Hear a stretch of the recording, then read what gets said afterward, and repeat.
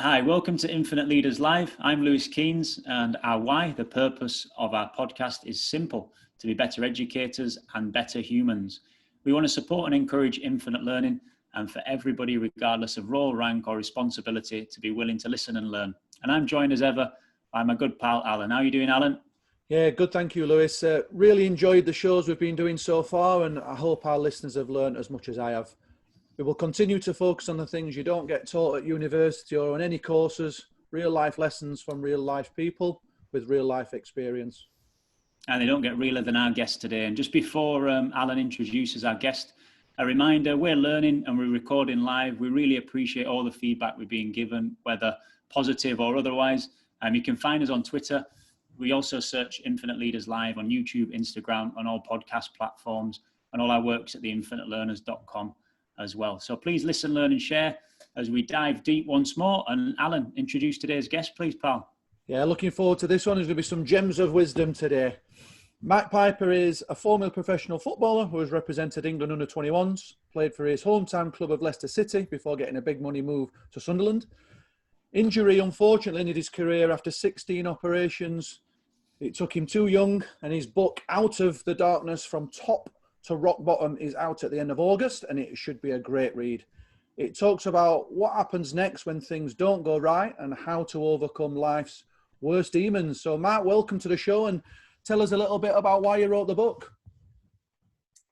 Well, first of all, thanks for having me, chaps. When you contacted me, I was like, what do they want me on for? You know, infinite leaders. But no, honoured to be on. And hopefully that if the listeners can get something from the stories, that'd be brilliant. But the reason why I wrote the book was, you know, just how things have gone in my life, to be honest. It was sort of by mistake, because I did an article with 442, and as we've already spoke before we came on, I'm quite an open book myself. I did this interview with a journalist called Joe Bruin, who's actually from Leicester, and he was asking me questions and I was just answering them, and really openly and honestly. And it took us down a path, hopefully where this interview will take us, where I just started talking about, you know, the good times, the high times, the low times. And he put it in 442, and it was one of the, he called me and he said, it's one of the biggest read stories that we've had this year, which was incredible because, as you said with the intro, I didn't play many games. I sort of got injured and left the game at 24. I'm not a household name in football. But the fact that people read it and, you know, took some kind of, you know, maybe wisdom from it, or, you know, from the experiences that I've been through. And then Joe rang me about 3 months after the article came out, and he said, do you want to do a book? And I sort of laughed him off the phone and said, no chance, that I'll never sell. And, you know, the more I thought about it and went away and sort of digested what he had said, that's when I thought it might be a good experience to do. And if it doesn't sell many books, if it helps a couple of people, or, you know, there's some entertaining stories in there as well, but if it can help people, because ever since football finished, basically that's what my life's been about, trying to help, you know, the next generation or youngsters or my own kids, you know, try and progress and take a step forward in life. So that's sort of how the book came about. If anything, if the little sections you put on Twitter so far, if they're anything to go by, I'm sure it will help people. It's entertaining as well. Fill in our listeners, Matty, and just tell us a little bit about your career and why that had to finish at 24.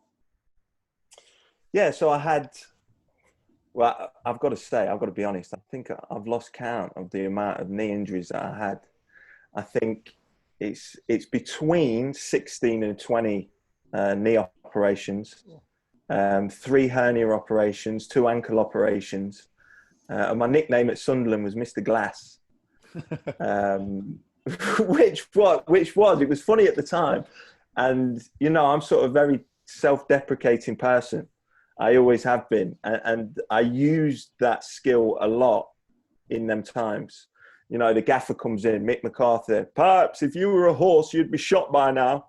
you know, he'd say things like that. And at the time, you just laugh it off and you have the joke, or you start saying the joke before anyone else says it. But obviously, it hurt me a lot in my mind. You know, looking back now, the book was a very good way to look back at what's gone previously in the past and try and, you know, come to terms with what's happened and sort of deal with it. It was a cathartic experience doing the book. And but yeah, so 16, 17 knee operations and leaving the game at 24 for something that you dedicated your whole life to, and really striving to get to a point, which was always Premier League football and see myself on Match of the Day. It was as simple as that.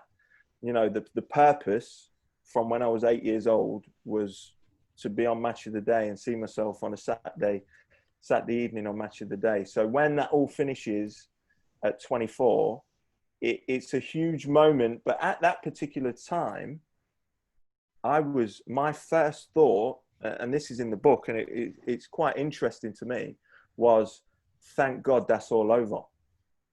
Oh. Which seems weird because you're trying your hardest to get to a particular point. You get there. But I think it was the 3 or 4 years of continuous knee injuries and setbacks that sort of, you know, there's one quote in the book that Joe Bruin wrote the book, but there's one quote in it that I actually wrote and sent to him, and he's put it in. And it was, my mind was injured a lot more than my body was. And that's true. And so I left the game at 24, but I actually felt at that time, I felt relief. Right. So to put it into context for us, Matty, and I know you started at Leicester as a really young lad and had 10, 11 years there before a big move to Sunderland. And was it 4 or 5 years at Sunderland? Tell us about what happened around that time where you had to decide between, you know, trying to persevere and carry on or finishing and retiring really early. Put that into context for us and tell us the feelings that you had there. Yeah, so it was difficult because I was sort of, one thing that came out in the book as well, that a lot of people have said, you shouldn't talk about that because you don't want to take away from the football career that you had, even though it was only short. You know, you live certain people's dreams. And one of the things was, and I think it was because that I was trying to continuously get back to fitness to play football, but I didn't have, my longest run of games was 13 games. So I didn't build up any kind of confidence or belief in my own ability after that first 13 games. So I struggled very, very badly with, you know, confidence, you know, that self-confidence that you need to go out and perform at that level. So I get back in the first team for 2 or 3 games, and then I get injured again, and then I'm out. So you're never really building that momentum to feel you belong at that level. Even though I had the big move by then. This was at a time at Sunderland when I first got there. So that's probably what feeds into the relief that came at 24 as well, where I thought, thank God that's all over, because it was literally petrifying nerves before you go out and take the field in the Premier League. And that's just, I feel, because I couldn't build up that momentum moving forward. How did you handle those nerves, Matty? Was there any way that you tried to develop that confidence? How did you cope with it? How did you allow yourself to walk out when you were petrified? Yeah, I mean, you look back now and you think, wow, you must have drawn some courage from somewhere. Yeah, big time. You know, the only thing that I think back about that time is that when I was out, as soon as the whistle went, the nerves and those feelings just leave your body. You just get on with the job in hand. And I try and use that now moving forward in my life. So now I work on the radio, or I go on national radio stations, and I am actually very nervous before I go and do it. But the thought of, so you sort of projecting, I try and project to the future and think, well, as soon as they ask me the first question and I'm on national radio or I'm doing the radio, those nerves will disappear like they did when I was a footballer. So I try and use that now moving forward. So anytime I get nervous or, you know, the easiest thing to do, and it happens to kids a lot, the easiest things to do is when you get nervous or you get an uncomfortable feeling within yourself is just stop what you're doing. Right, I'm not doing it. You know, the national radio stations ring you up, will you come on and talk about your book? No, I don't want to do it, and just leave it there. But, you know, one thing that I did say, when I came through all my problems after football, I said, I'm not going to say no due to nerves ever again in my life. Yeah. And that's really helped me moving forward and doing some of the stuff that I do now. Yeah, it's synonymous, Matty, with something that some of our listeners talk about is imposter syndrome, and we've all suffered from it. And it's that feeling that you're not really supposed to be there. And it's like that Man City song, "We're Not Really Here." Do you know what I mean? Yeah. It's the old Richard Branson as well. If you've got an opportunity, you don't feel you're good enough for it. You just go for it anyway and see what happens. And I love that attitude that you just give it a go. There must have been points, Matt, where you actually got some really positive experience from it. So to take us back to being a kid and then feelings of playing football for fun and not having the pressure and your childhood, you obviously got a close relationship with your dad, just listening to your last podcast. So take us back and what it was like when it was good. Yeah, well, it was good when I first got into the first team at Leicester. And one thing that I've never really been able to analyse is when I got into the first team at Leicester, they were in the relegation zone. They were getting booed off the pitch every week, the players that were playing at that particular time. We had some signings like Junior Lewis that had come from lower levels. Adi Akibai was really struggling. Trevor Benjamin. There was sort of, and then you had the superstars like the Muzzy Izits, the Robbie Savages, but the team was really struggling. And I felt that was a great time to go in to the first team, which sounds crazy really, but when a team is struggling, because I thought, well, people are going to see me as a young player and sort of give you a little more of a chance because you're not coming into a team that's flying and playing really well at the time. And I think going back to when I first started playing football, that is what helped me at that point as well. Because I always played in teams that were a little older than me or playing up because I was fast. I was quite strong for a young lad. So when I did get into teams, you sort of had that feeling of, well, if I play bad or I don't do very well, it doesn't matter because I'm younger than these guys or these guys are paid. I played in the Premier League on £350 a week. So there were guys in the first team that were on 30 grand a week that were getting booed off the pitch and not playing well. So if I do have a bad game or a bad experience, the fans will look at me and people will look at me and think, but he's only a kid and he's on £350 a week. That sort of dispelled all those nerves, those fears, and it just let me go out and perform and sort of have that freedom. Okay. So you felt like there were no pressure on you because there was no expectation. That's exactly it. I think when the expectation went up, as in the move to Sunderland, the 3.5 million, the 15 grand a week, then all of a sudden there's more expectation, and then it's how do you deal with that then, having dealt with playing in the Premier League or all those games that have come before at Leicester City when there was no expectation. And that was really difficult for me at that time. Okay. Talk to us a bit more about your relationship with your dad. I love that story of when you're signing for Sunderland and your dad's going up in his suit, all suited and booted, and he's trying to do the deal for you, and then you have to call the agent in. What was it like? What was that relationship with your dad like growing up? It was a real difficult one. I know I took really glowingly of him now, and you know, in the book, this is one thing that I've had a huge problem with. When we was doing the book, the thing that I've been worried about the most is how I sort of talk about the relationship with my dad, because it wasn't close at all growing up. I mean, we've become closer now. He's a brilliant granddad. Me and him are quite close now, but it wasn't a loving relationship. He's not very affectionate, whereas my mum was totally the opposite. And growing up, obviously a West Indian household, growing up in the 80s, early 90s, you know, I've seen the belt a lot. I've seen the back of his hand a lot.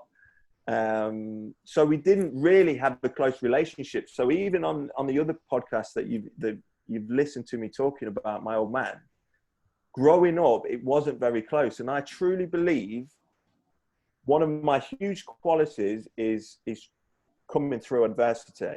It's always been like that. Or when someone tells me I can't do something, it inspires me to prove that person wrong. And I put down becoming a professional footballer solely at his feet, and not in a good way, in the way that he told me that I wasn't strong enough and I didn't have the mindset, the capabilities. He said I had the talent to become a professional footballer, but literally from the age of 11, 12, he was telling me that you've got the talent to do it, but you definitely haven't got the mindset. You will never become a professional footballer, because he thought I was too soft. Yeah. So it comes out in the book that I made it to be able to point a finger. And when I scored the last goal at Filbert Street for Leicester, there's a picture of me where I'm pointing to the crowd, and people think it's a loving kind of point to my dad. That's me pointing at him to let him know, don't ever tell me that I can't do something. Wow. Yeah. I absolutely love that. And I'm glad you've touched upon that, because I'm a parent, you're a parent. How does your relationship there with your father, how does that influence you as a father now? And I know you've got 4 kids, and that's a challenge in itself. Yeah, I've got 4 kids, and the youngest plays for Burton. He's really talented. He was at Leicester for a while, and now he's gone to Burton. He's only 11. But I'm sort of totally the opposite to my dad. But I've been thinking about this recently, that there's lots of these young players, and I've got a big problem with this in football. There's lots of these young players that sort of do something on the pitch and then look for admiration or praise, or if they feel they've done something wrong, they look for the parent while they're on the pitch in the middle of the game. Yeah. And I don't think that's right. A lot of the parents at Burton say to me, I can't believe you don't ever say anything onto the pitch. Or when Cairo does something good, obviously he gets a thumbs up from me and a praise, but he doesn't get any feedback while he's in the game. And my dad used to do that constantly. You know, if I'd made a mistake, I used to look over and he used to be going mad or telling me to do something or shouting onto the pitch. And a lot of coaches do that as well. And I don't think that's right. I give him feedback when we're on the way home in the car, but I think I'm really supportive. I don't try and be in his head like my dad was in my head. But as I say, the sole reason I think I made it as a footballer was because my dad was in my head and I had the attitude to prove him wrong. So I always think, you know, I'm not being too soft, too nice with Cairo. It's an interesting balance, isn't it? It's a really interesting balance of not wanting to go too harsh and not wanting to go too easy. I just want to explore, maybe link that back to something you said earlier about, you know, often when you were playing football, you talked about your mind being injured. Could there or is there a link that you reflected on between that and that drive to try and prove something to somebody else that maybe you'd already done? You'd done that, and what was your motivation that was left? Yeah, without doubt. I mean, it's something that I've been working on a lot and reading about. And, you know, I had a definite purpose growing up since the age of 7, 8 years old. And that kept me on a pathway to become a professional footballer. And once it was done, there was no real drive or purpose there anymore. I wasn't one of these guys. I was initially, but I wasn't one of these guys that once I had made it, stay behind on the training field and practice my crossing, my passing. I'd be off into town, buying clothes, doing other things, like a lot of footballers do. But, you know, you look at someone like a David Beckham that constantly works on his game, and he had that drive, he had the purpose, I would imagine, the same as Ronaldo. I've got a lot of respect for these guys with this mindset, that is to become the best player in the world. And what I've noticed and what I talk about now, especially with my academy players, we can't just set one goal or one purpose. It has to continuously keep evolving. And if you reach that purpose, you've got to set a new one, and so on and so forth. And I never did that. So once I had become that professional footballer, there was no purpose left. And the reason why I've looked at this, and it's a great point that you bring up, the reason why I've looked at this is because after football, when things went terribly wrong, it was because I had no purpose anymore to keep me on a pathway, to keep me focused, to keep me moving forward. So for me, in my value system now, that becomes number one. It's not family. It's not family. It's not friendships. It's not relationships. Number one for me is purpose and advancement. Because if that is lost in my life, everything else will crumble, because I've been through that circumstance before, and I lost things like friendships, family members that sort of disowned me, because I was in such a terrible place, and I put it solely down to not having no purpose. Oh. That's super powerful. See, if we were looking at your core values, Matt, you've talked there about purpose, advancement. Is there any others that you have in there to throw into it as well? Yeah, and most of my, growing up, I've always been, I've got a wonderful mom, and my dad, we did have problems at times, but he's got, his values of, manners, honesty, that's all in there with him. So, and I lost all that when I went through my difficult times, but, purpose, advancement, progress is my number one, because if I haven't got that goal to move me forward and keep me on a pathway and keep me focused, everything else sort of disappears and goes horribly wrong. Loyalty is a big one for me. Honesty, family, obviously, but family comes lower on the list just because if what I call my more important values, if they're not there, family will always struggle. Yeah. So if I haven't got my purpose set up in life, I know my life can unravel very quickly. And when it does, family and friendships and relationships are going to suffer. That's and health is a big one on my one.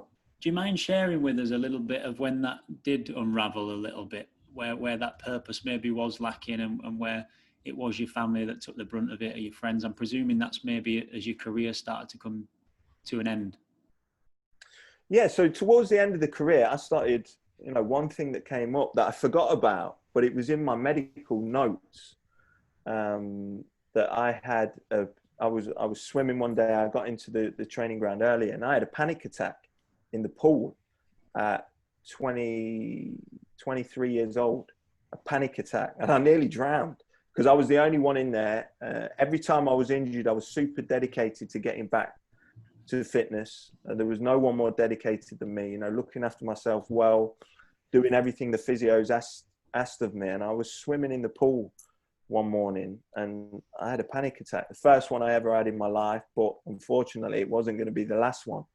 And, the physios were talking about it, and I could see it was sort of the first time where people are like sort of raising eyebrows, like, what's wrong with this kid? What's going on with him? And,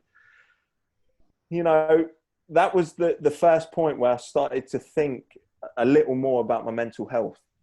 I didn't really know what mental health was then. I'd heard of depression, and that was probably it. But then when the career finished, not so long after that, as I say, I had this feeling of relief. Thank God it's all over. And 3 days after I finished as a professional footballer with bad knees, hernias, bad ankles, I went on a snowboarding trip to Chamonix with my brother and all my friends. And it was the best feeling and such a big relief, sitting on the top of the Alps. Lots of people saying, you're crazy going on snowboarding holiday, but it was something that I needed. It gave me that release. Obviously, when you're a footballer, you can't do things like that. I was away with my friends. And then for 2 years, I was fine. I was really good. I had money in the bank. I was young, and I had this strong belief that I would go on to something else and be a success in something else. And then it comes back to purpose. When there was no idea of what I wanted to do after football, that's when it all started to unravel, and the drinking became, I used to go out and drink on a Saturday night with my mates. That turned into Saturdays and Sundays.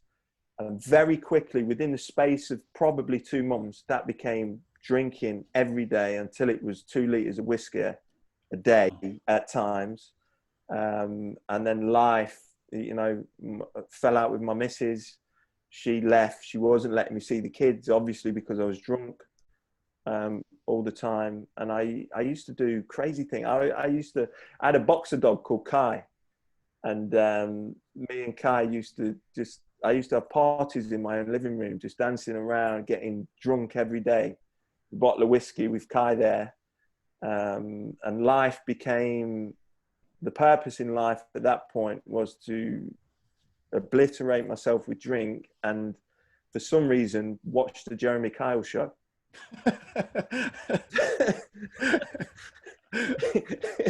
That was definitely rock bottom. forget the whiskey. It's the Jeremy Kyle watching.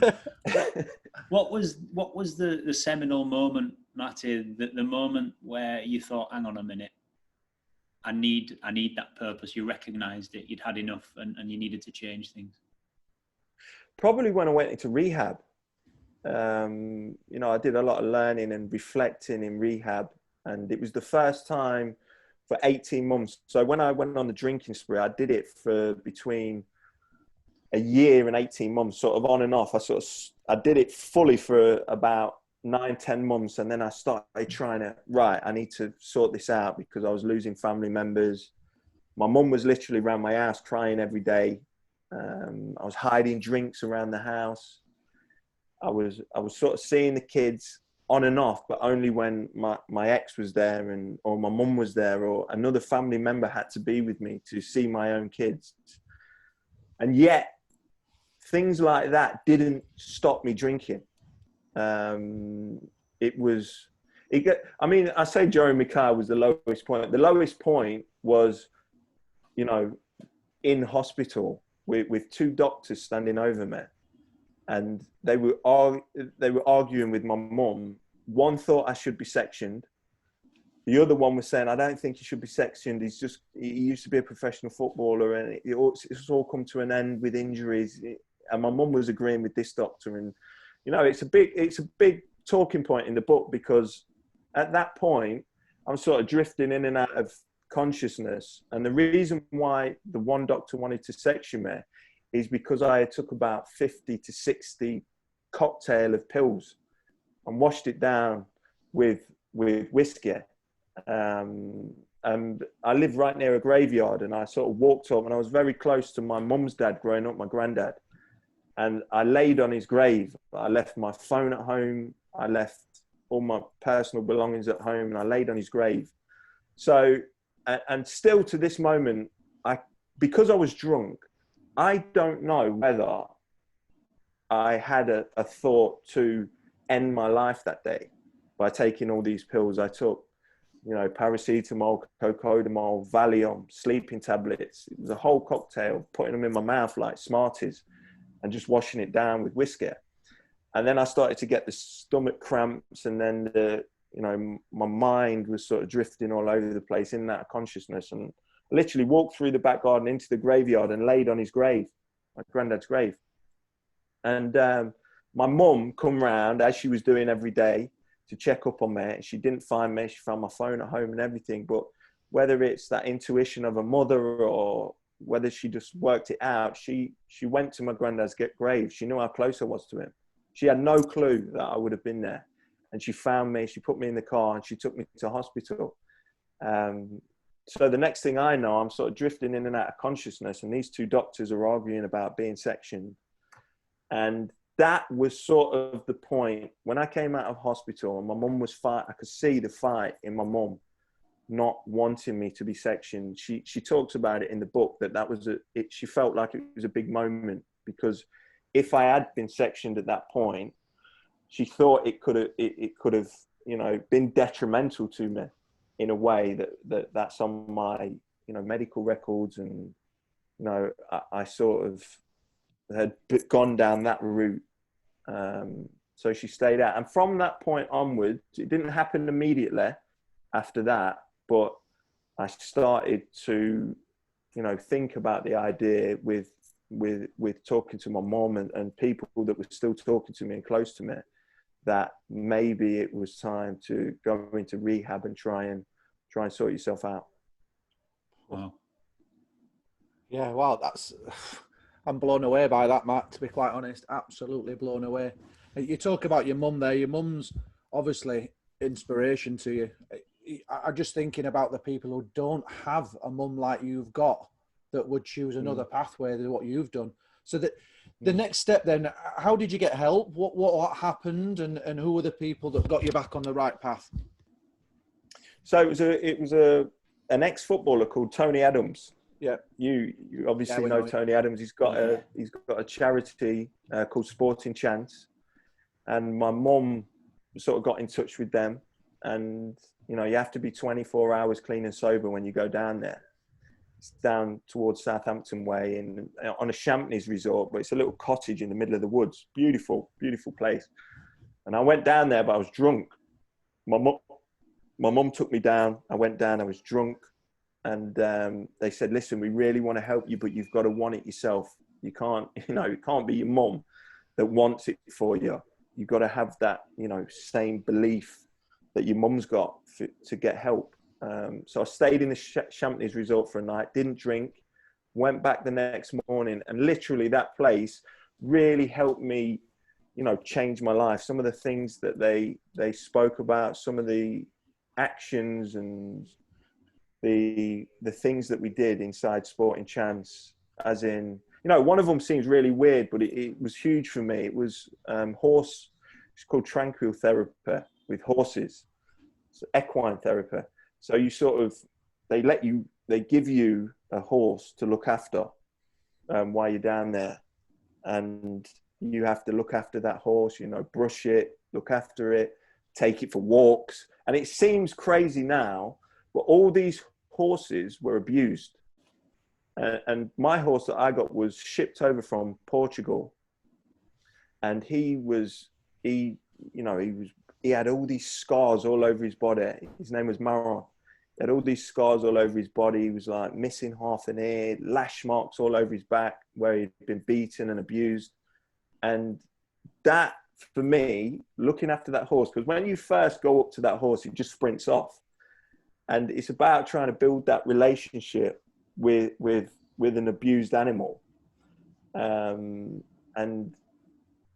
that horse helped me so much with you know, my recovery.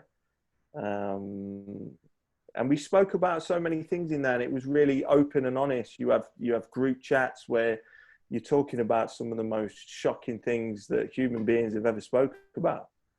You know, things that you've done while you've been drunk, and you've made terrible mistakes, and you've hurt a lot of different people. And talking through that process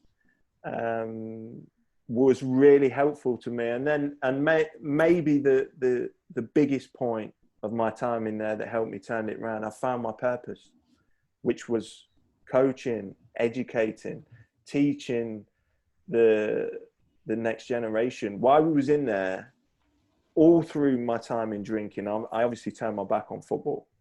You know, through my times of the low periods, I never watched it on TV. I never played it. I never talked about it. And when I was in there, they coach you. Just fun games. It was just like football, golf, bit of training session. A guy called John Goodman, who later went on to run the Nike Academy.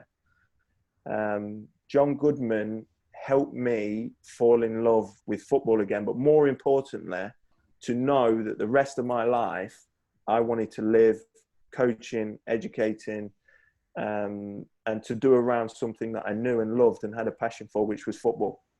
Wow. And it all started with being introduced to a purpose. Was it Maron, the house's name?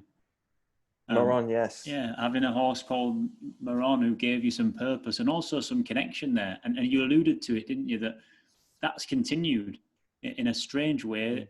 That connection and purpose now manifests itself in coaching and what you're doing with your coaching academy and helping some children that have had a bad time of it or have made some mistakes. Can you tell us a little bit about that? Because I think that's absolutely inspiring what you're doing.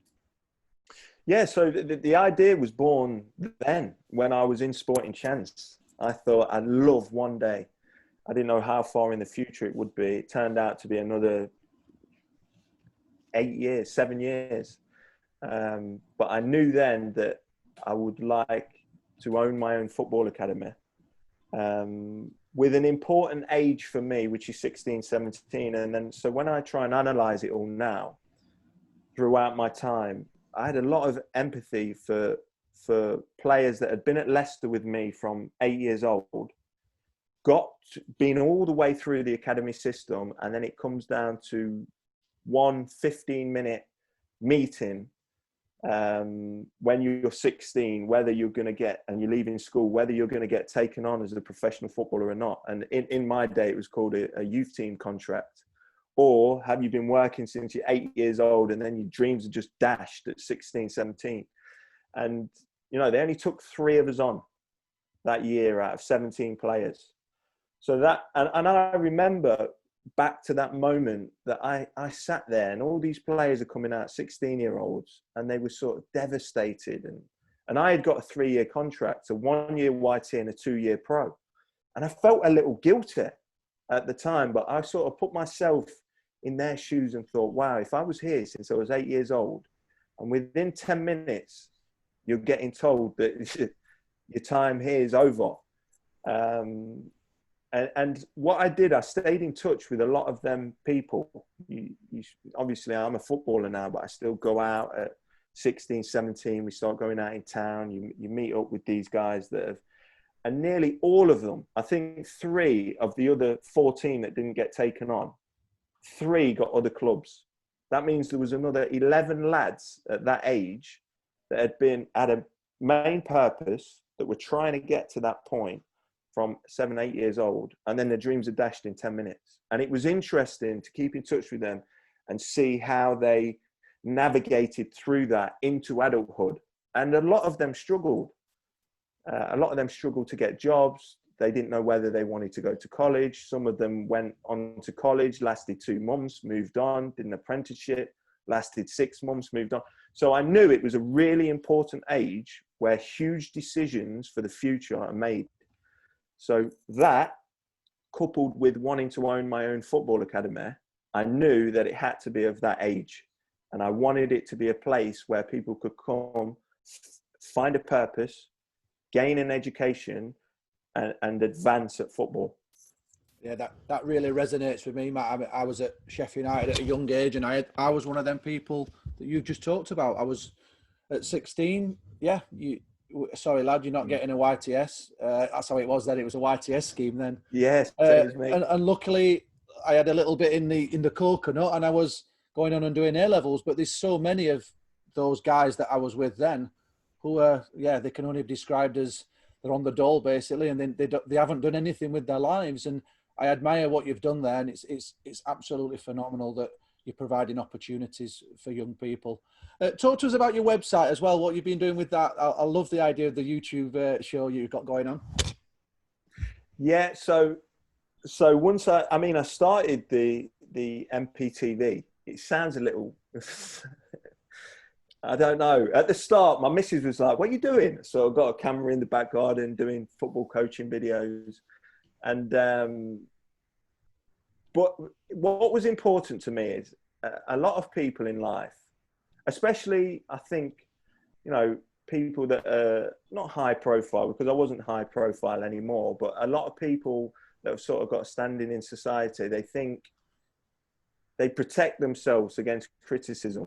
And I knew that by starting a YouTube channel and a coaching channel, and if I didn't get many views or people weren't talking about it much, they'll think, wow, look how the mighty have fallen. He's playing in the Premier League and now he's doing YouTube videos in his back garden. But, I had to think past that, and I had to think, what are your purposes? What are your values? What is your philosophy now in life? And it is to help others. And YouTube was brilliant for me, because I felt that, you know, the messages that I got back, even if one of my videos only got 60 views, if I got 2 or 3 messages back saying, wow, thank you so much for putting up the last video you did, it's really helped me, I knew that I was spreading my message further, and I was sticking to my core values of, you know, helping others in something that I love, they love, which is football. So that's why I started that. And then I started using my own kids in it. But once the academy started, obviously I had to take a step back, because like many people know, editing videos for YouTube is a really time consuming thing.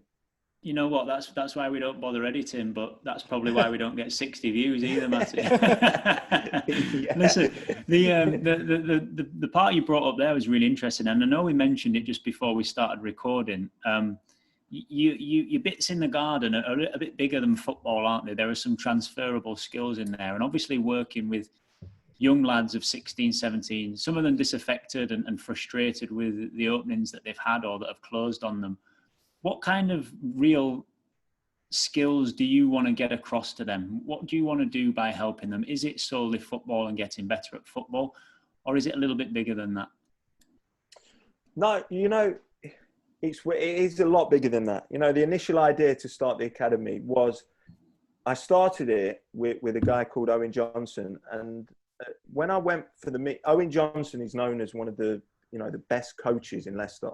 He's an elite coach, but he sort of runs his own coaching schools with the idea to advance your child to be able to go and play at elite level. So, for instance, if I wanted my son to get into Leicester City, but he wasn't quite at that level yet, 10, 11 years old, 12 years old, wasn't quite at that level yet, I would take him to Owen Johnson, because he's a guy that can really step their game up and possibly get them to that level to get into an academy football.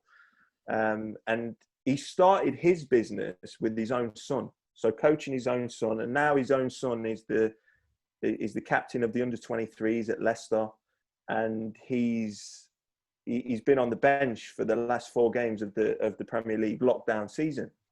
So he's got a real credible name in coaching. And I went to him and I said, listen, I'm starting this academy. I want you to come and be the coach. I knew he was a better coach than me. I knew the principles, the philosophies that I wanted to use to set up the academy, but I wanted him to coach because I wanted an elite coach. And he said he wouldn't do it unless he was 50% of the business.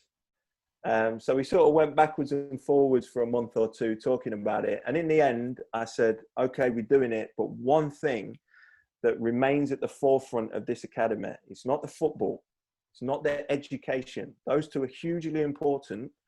But the life skills program that we have to attach to this academy for these boys that we're taking on has to be of the utmost importance. Because I'm not an academic guy.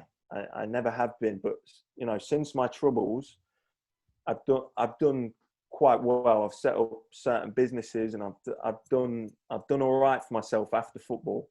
And a lot of that is because of the personality that I have, or I've sort of nurtured to have, and not a lot of it is because of, you know, my academic past. So I think those skills that we can use, the social skills, the philosophies, the purposes that we set up in life are just as important as the education that we gain.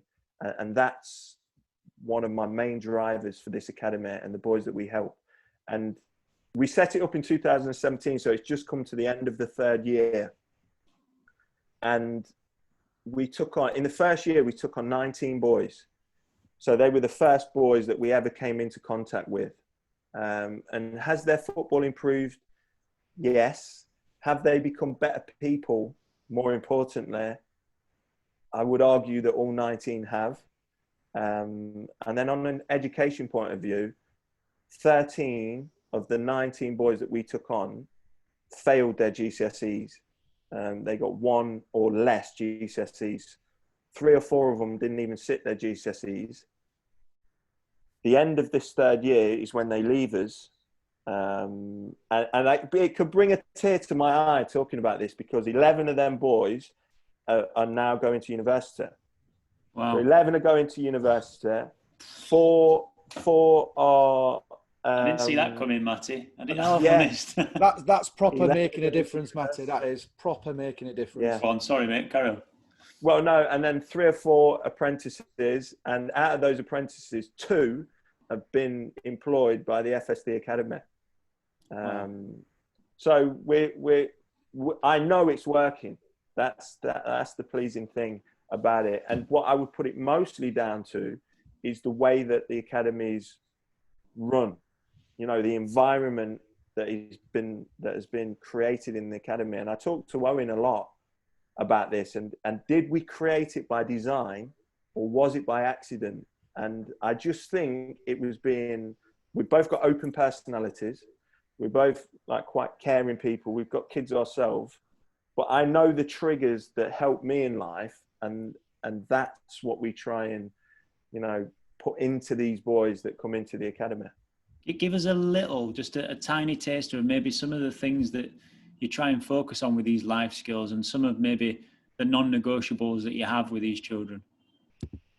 Well, straight away, as soon as we started, the philosophy of the academy, the core principles went up. Core principles are so important to me. And a lot of it was my own core principles that we sort of built the academy around. So that's on, you know, that's on the walls of the academy and around the building. But one thing that really helped at the start, I think, and I listened to a lot of because I do the Leicester radio now, I listen to a lot of what Brendan Rodgers talks about. And even though we missed out on top 4 this year, I think he's an incredible guy, the way that he relates to his players. And I can see, no, I'm not a Brendan Rodgers, but I can see a lot of what Brendan talks about is the kind of things that I use in the academy, you know, the one-on-one meetings, how's things at home, you know, let's talk on a deeper level with a more open environment without being guarded with the students. We have something called that we started, I've put it out recently actually, and we have something called a safe environment. So if we need to discuss anything, whether it's on an individual basis or as a group setting, we have something called a safe environment. And we talked about racism. So when you've got a safe environment, as soon as you walk into that space, we can talk openly and honestly and use our thought processes as honestly as we can. So you don't feel guarded to think, oh, if I say that, that might upset someone, or I'm not quite educated in this area of race. Is it all right to call Matt a half-caste guy?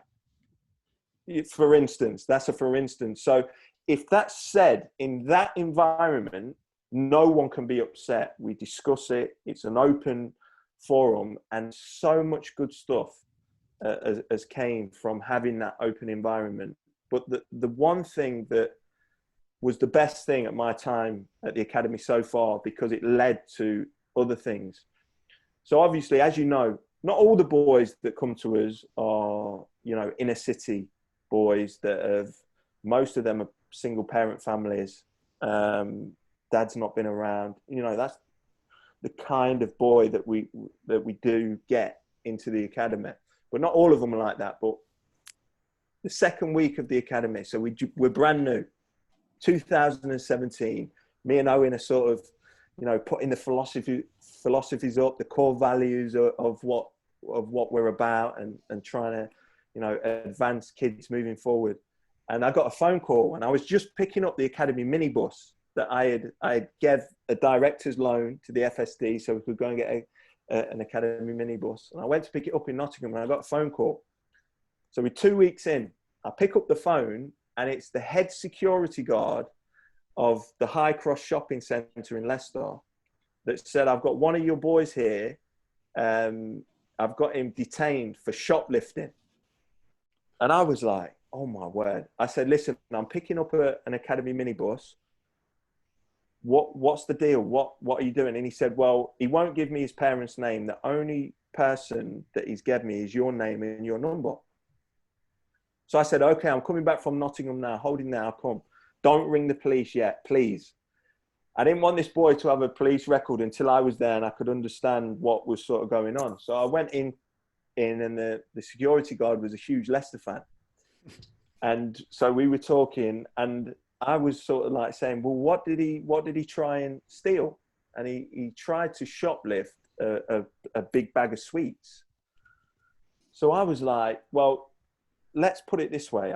He said he has to have his mum and dad come down here to be able to leave. Otherwise, we need to call the police. And this boy was petrified. African boy. He said that his parents would be obviously beat him and whatever. So I said, right, let's do it this way. Let me take him away. And I will go to his parents and I will explain what's happened and then they can come in afterwards. I don't want his parents coming down here because he was so scared. And the guy eventually said, okay, let's do that. And as we walked out, we got out of the view of the security guard and this kid was saying, you are the best speaker that I've ever heard. I can't believe you got me off that one. And I said, no.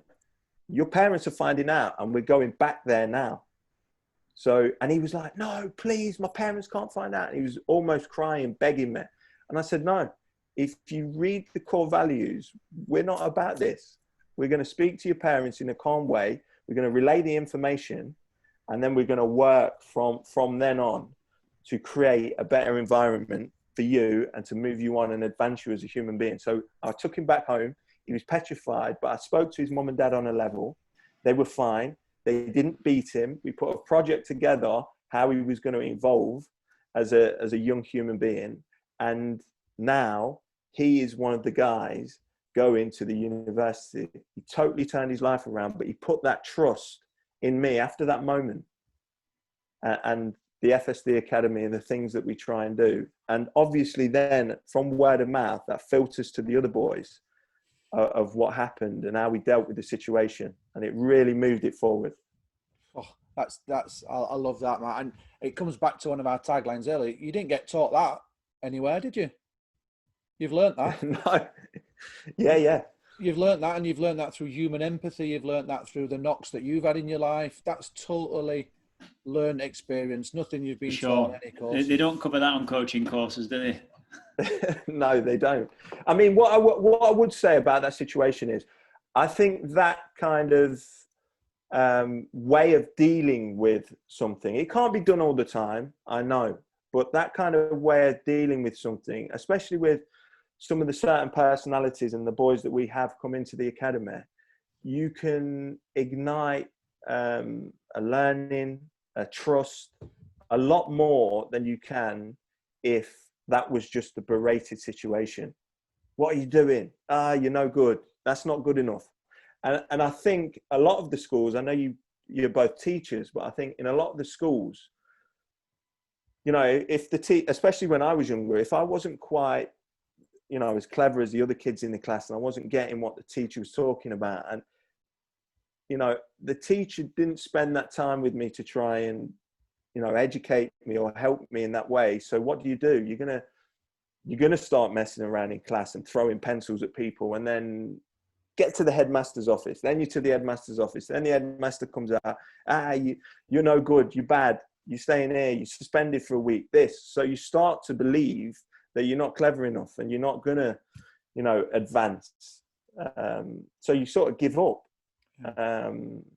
So that's, we talk about that a lot in, you know, the FSD Academy and how we can move things forward.